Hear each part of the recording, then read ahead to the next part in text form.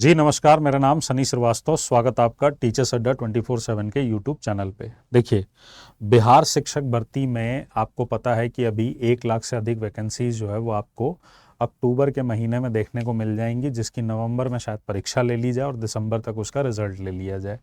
इसका मतलब ये है कि आने वाले जो 3 महीने हैं ये आपके लिए बड़े क्रूशल हैं।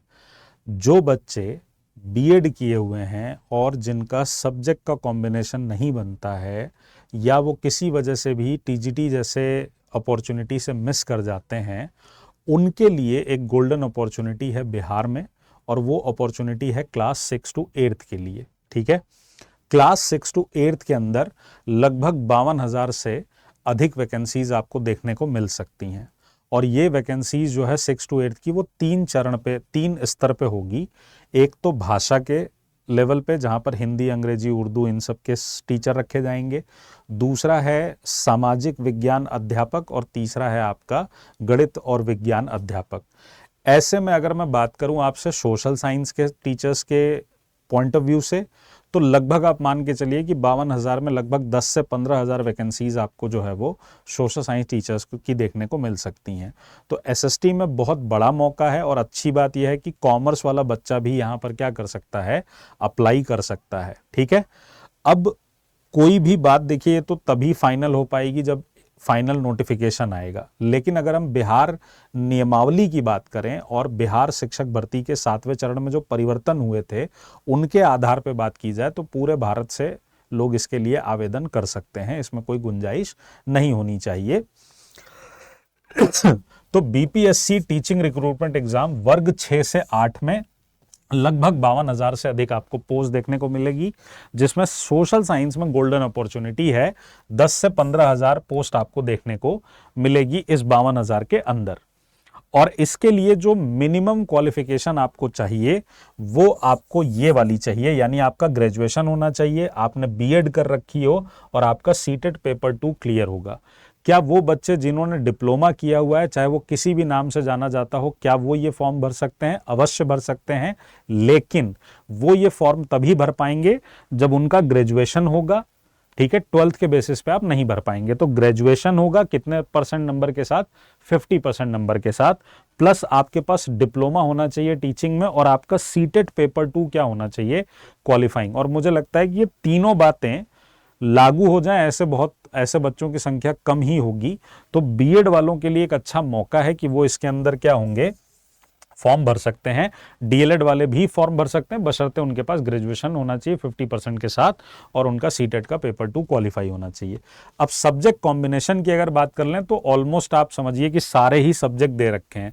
देखिए, सोशल साइंस में क्या क्या सब्जेक्ट होने चाहिए आपके पास, इनमें से कोई दो विषय आपने पढ़ा होना चाहिए। कोई दो विषय आपने अपने ग्रेजुएशन में पढ़ा हो।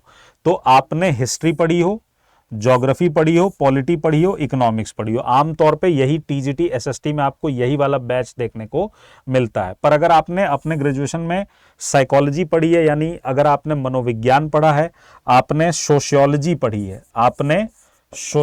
पढ़ी है, यानी अगर आपने समाज शास्त्र पढ़ रखा है, आपने फिलॉसफी पढ़ रखी है, आप अगर कॉमर्स के स्टूडेंट हो, या अगर आप होम साइंस भी पढ़े हुए हो, तो भी आप इस फॉर्म को भर सकते हो, अगर आपने इनमें से कोई भी सब्जेक्ट पढ़ा हो। मैं आपको दिखा देता हूं, ये बिहार की वो नियमावली है जिसके आधार पर मैं ये बात कर रहा हूं। इसमें 2.5 नंबर जो है वो विद्यालय अध्यापक स्नातक कोटि 6 से 8 की बात की गई है, जिसमें कहा गया है कि विषयवार निम्न पद होंगे: गणित और विज्ञान विद्यालय अध्यापक, सामाजिक विज्ञान विद्यालय अध्यापक और भाषा विद्यालय अध्यापक।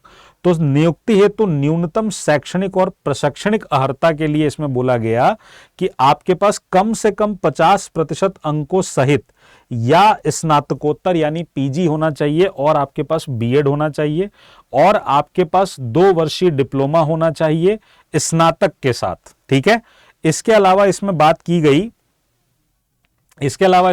गई अगर आपके पास 45% है, मान लीजिए आपने ग्रेजुएशन में 45% आपका नंबर है न्यूनतम, उसके साथ अगर आप शिक्षा शास्त्र यानी बीएड कर रखा है आपने, अगर आपका ग्रेजुएशन में 45% है, और आपने बीएड कर रखा है, वो भी कौन सा, 1 ईयर वाला, 1 ईयर वाला बीएड कर रखा है, तो भी आप एलिजिबल होंगे। 45% वालों ध्यान दो, बाकी सब में 50% मांगा है, ठीक है, बाकी सब में क्या मांगा है, 50% मांगा है।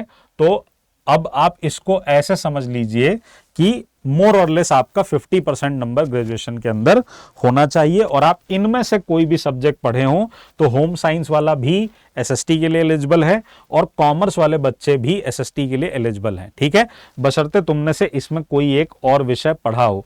तो नॉर्मली जैसे कॉमर्स वाले बच्चे इकोनॉमिक्स पढ़े होते हैं, ठीक, बिजनेस स्टडीज और इकोनॉमिक्स वो पढ़े होते हैं, तो उनके लिए गोल्डन अपॉर्चुनिटी है, वो यहां पर फॉर्म भर सकते हैं, ठीक है। अब पेपर पैटर्न क्या होगा, तो जो पेपर पैटर्न अभी आपको 1 से 5 में देखने को मिला था, मोर और लेस आपको यही पेपर पैटर्न देखने को मिलेगा, अनटिल अनलेस कोई बड़ा परिवर्तन ना कर दिया जाए, जिसकी संभावनाएं ना के बराबर हैं। तो पेपर पैटर्न की बात अगर मैं करूं, तो पेपर पैटर्न सोशल साइंस पे अगर हम करें तो 120 नंबर का आपका पेपर होगा, 120 क्वेश्चंस आपसे पूछे जाएंगे, जो 2 पार्ट में होंगे। पार्ट 1 जो है इसका वो सामान्य अध्ययन है, सामान्य अध्ययन है।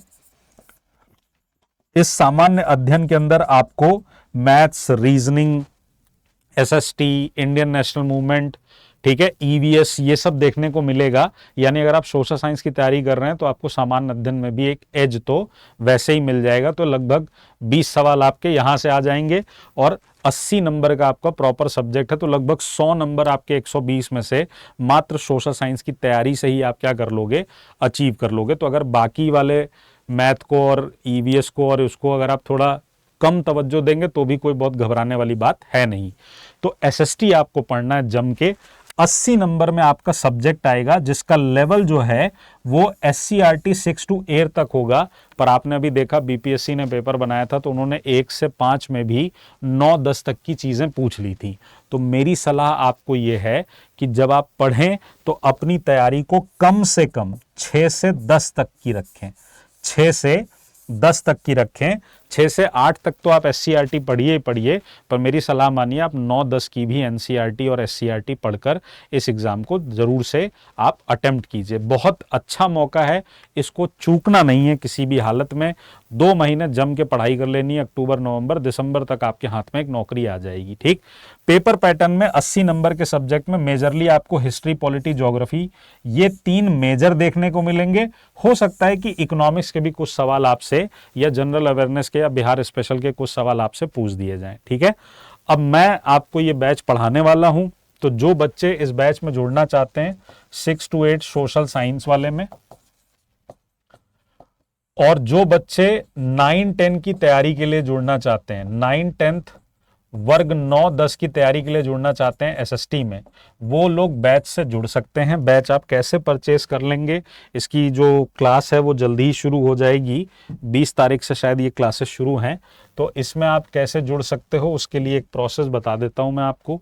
आप यूट्यूब पर जाइए, अड्डा 24/7 जो है वो टाइप करिए, और इस लिंक पर यहाँ पर आ जाइए। ऑल कोर्सेज में आप जाएंगे, ऑल कोर्सेज में जैसे ही आप जाएंगे टीचिंग में जाइए, और टीचिंग में बीपीएससी यहां जो लिखा हुआ है यहां पर आकर आप ये महापैक ले लो 2.0 वाला। ठीक है, इसमें तुम्हारा 6 से 8 भी कवर हो जाएगा।